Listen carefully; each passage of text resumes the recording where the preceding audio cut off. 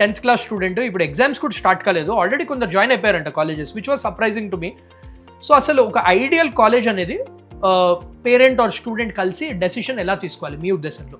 ఒక intermediate college ఎలా ఉండాలంటే ఫస్ట్ అక్కడ అకాడమిక్స్ ఎలా ఉన్నాయో చెక్ చేసుకోవాలి. ఇప్పుడు బయట వీళ్ళు చెప్పడం మీరు అన్నట్టు ఎవరు అలా కాకుండా parent and students visit the campus. అక్కడికి వెళ్ళి వాట్ కైండ్ ఆఫ్ అకాడమిక్స్ అంటే ఈ అకాడమిక్స్ ఈ ప్రోగ్రామ్ అన్ని స్టూడెంట్ కస్టమైజ్డ్ ఉన్నాయా, లేదా ఒక మెకానికల్ సిస్టమ్ ఉండి student should follow that system అలా ఉందా, లేదా స్టూడెంట్కి ఫేవర్డ్గా ఉందా అంటే ఫస్ట్ ఇవ్వాల్సిన హైయెస్ట్ ప్రయారిటీ ఏంటంటే అకాడమిక్స్.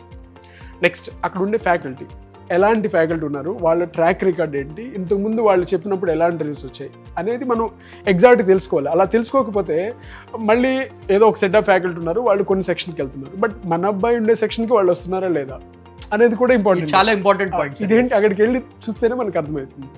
సో అక్కడ అకాడమిక్స్ ఏంటి, అక్కడ ఫ్యాకల్టీ ఎవరు, నెక్స్ట్ అక్కడ అసలు స్ట్రెంత్ ఎంత ఉంది అంటే క్లాస్ రూమ్లో ఒక క్లాస్ రూమ్లో ఎంతమంది ఉన్నారు. ఫర్ ఎగ్జాంపుల్ ఒక 80 మెంబర్స్ 100 మెంబర్స్ ఉంటే ప్రతి స్టూడెంట్కి న్యాయం చేయడం అనేది ప్రాక్టికల్గా పాసిబుల్ కాదు. అంతమందిని కంట్రోల్ చేస్తూ క్లాస్ చెప్తూ మళ్ళీ ఎవరికి అర్థమైంది తెలుసుకోవడం అనేది డిఫికల్ట్ ఆస్పెక్ట్. సో ఐడియల్గా ఒక 40-45 మెంబర్స్ ఉంటే అది కొంచెం best. So class room strength ఉంది.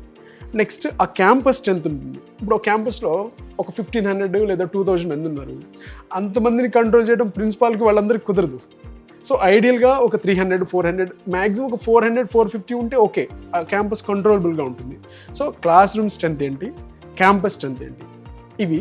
నెక్స్ట్ యాడ్ని చూసి ఎక్కువ మనం జనరల్గా ఓకే ఇంత బెస్ట్ ర్యాంక్స్ వచ్చి అక్కడైతే ఆ క్యాంపస్కి వెళ్తే ఎలా ఉంటుంది, సో అలా కాకుండా పర్సనల్గా విజిట్ చేసి తెలుసుకోవడం అనేది బెస్ట్. సో ఈ 5 పాయింట్స్ అకాడమిక్స్ ఏంటి, ఫ్యాకల్టీ ఏంటి, క్లాస్ రూమ్ స్ట్రెంత్ ఎంత, క్యాంపస్ స్ట్రెంత్ ఎంత, యాడ్ చూసి ఎంతవరకు ఉంది, ఒక రియల్ నాలెడ్జ్, ఈ 5 పాయింట్స్ని ప్రాపర్గా కేర్ తీసుకుంటే అవుట్ ఆఫ్ దీస్ మనకు తగినట్టు ఒక బెస్ట్ కాలేజ్ని సెలెక్ట్ చేసుకోవచ్చు.